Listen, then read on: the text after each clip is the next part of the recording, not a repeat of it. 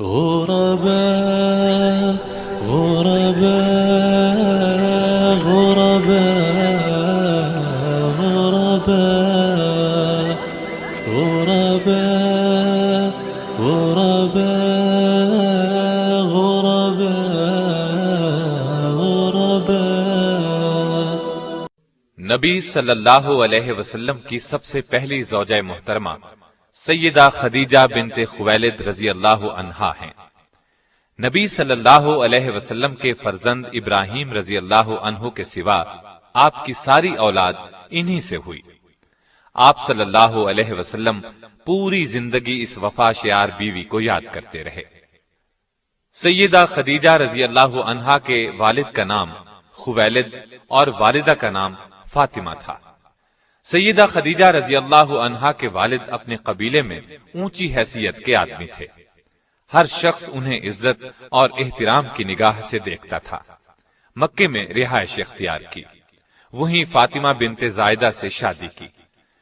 ان کے بطن سے اللہ تعالی نے وہ بیٹی عطا کی جو امت مسلمہ کی پہلی ام المؤمنین بنی. سیدہ خدیجہ رضی اللہ عنہا عام الفیل سے 15 سال پہلے پیدا ہوئیں. اس طرح آپ نبی صلی اللہ علیہ وسلم سے قریباً 15 سال پہلے اس دنیا میں تشریف لائیں. رسول اللہ صلی اللہ علیہ وسلم سے پہلے آپ رضی اللہ عنہا کے 2 نکاح ہوئے.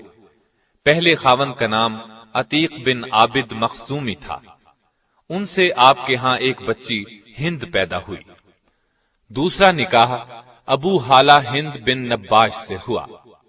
ان سے آپ کے ہاں 2 بچے ہند اور حالہ پیدا ہوئے. بعض مورخین نے لکھا ہے کہ پہلا نکاح ابو حالہ سے ہوا تھا. عام الفیل سے 20 سال بعد فجار کی جنگ چھڑ گئی.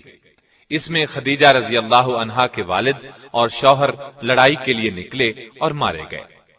آپ رضی اللہ عنہا کے خاندان کا پیشہ تجارت تھا. باپ اور شوہر کی موت کی وجہ سے تجارت کا بوجھ آپ پر آ پڑا. لیکن عرب معاشرے میں عورت کے لیے تجارت کا پیشہ بہت مشکل کام تھا. چنانچہ سیدہ خدیجہ اپنے رشتہ داروں کے ذریعے سے یہ کام لیتی تھیں. انہیں مال تجارت دے کر دوسرے ملکوں کی طرف روانہ کرتی. رشتہ داروں کو اس کام کا باقاعدہ معاوضہ دیا جاتا. اس زمانے میں رسول اللہ صلی اللہ علیہ وسلم بکریاں چرایا کرتے تھے. آپ لوگوں میں صادق اور امین مشہور ہو چکے تھے.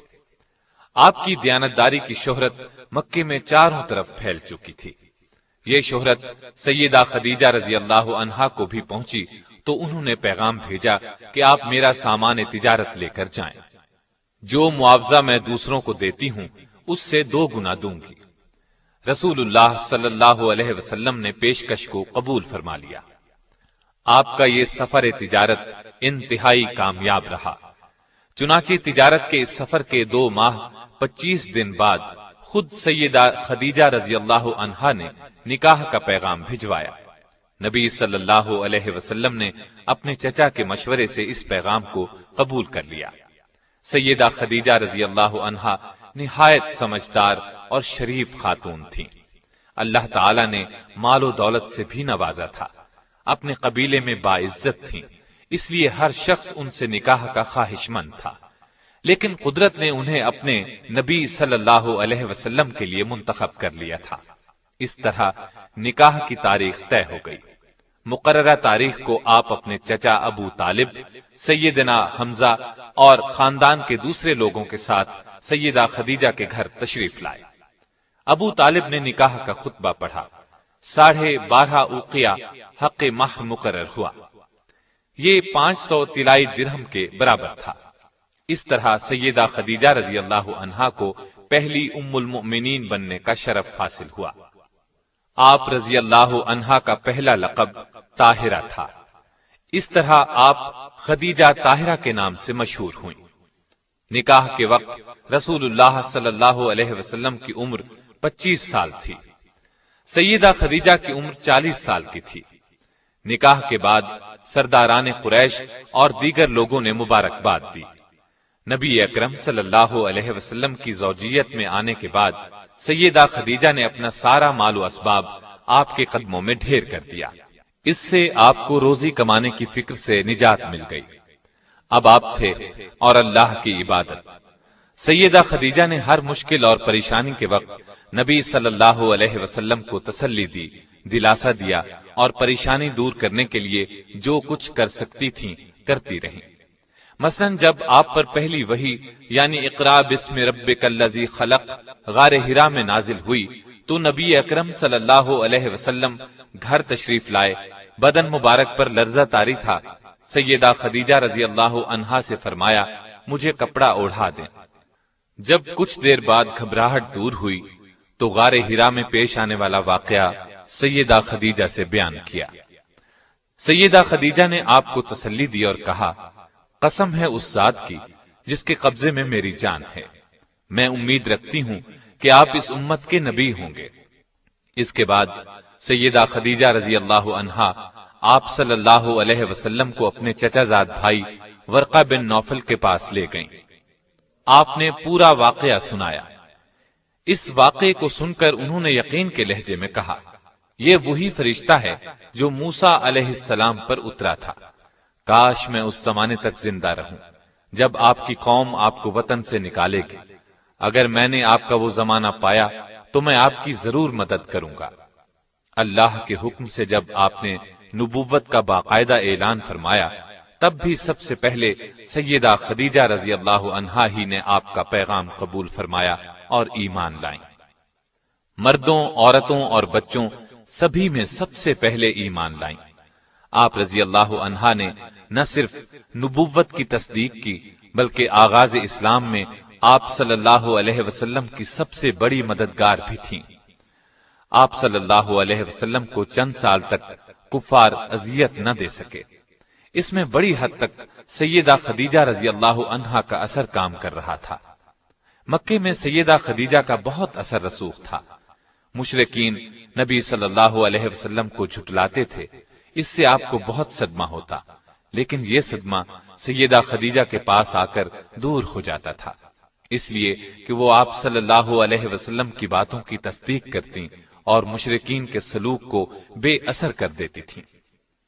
7 نبوی میں قریش مکہ نے آپ صلی اللہ علیہ وسلم سے، آپ کے حامیوں سے اور بنو ہاشم سے تمام تر تعلقات توڑ لیے اور آپ صلی اللہ علیہ وسلم کو ان تمام لوگوں سمیت شعب ابی طالب میں رہنے پر مجبور کر دیا۔ وہاں آپ صلی اللہ علیہ وسلم کو 3 سال تک رہنا پڑا۔ یہ زمانہ سخت تکلیف دہ تھا۔ بچوں کے بھوک سے بلبلانے کی آوازیں سنائی دیتی تھیں۔ اس گھاٹی میں سیدہ خدیجہ بھی آپ صلی اللہ علیہ وسلم کے ساتھ تھیں۔ آپ نے بھی ہر وہ تکلیف برداشت کی جو دوسرے کر رہے تھے، پتے کھا کر گزارا کیا۔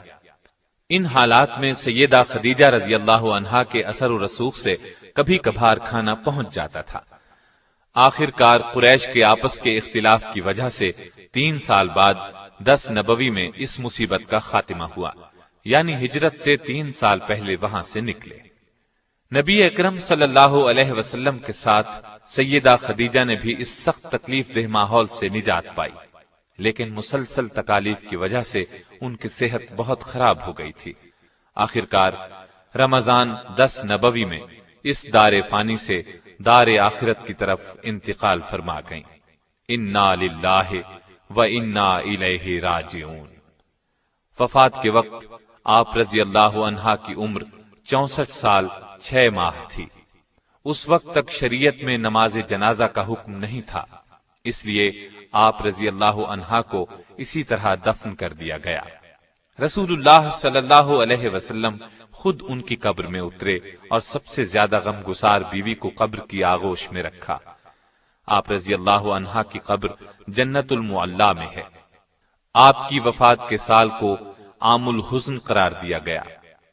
بخاری اور مسلم کی ایک حدیث ہے کہ ایک مرتبہ جبریل علیہ السلام نے نبی علیہ السلام سے عرض کیا، سیدہ خدیجہ رضی اللہ عنہا آپ کے پاس برتن میں کھانے کی کوئی چیز لا رہی ہیں، جب وہ آئیں تو انہیں اللہ تعالیٰ کا اور میرا سلام کہہ دیجیے گا۔ نسائی کی ایک روایت کے الفاظ یوں ہیں، جبریل بارگاہ نبوت میں حاضر ہوئے اور کہا، حق تعالی شانہ سیدہ خدیجہ کو سلام کہتے ہیں۔ سیدہ نے یہ سن کر فرمایا کہ حق تعالی خود سلام یعنی سراپا سلامتی ہے اور جبریل پر بھی سلامتی ہو۔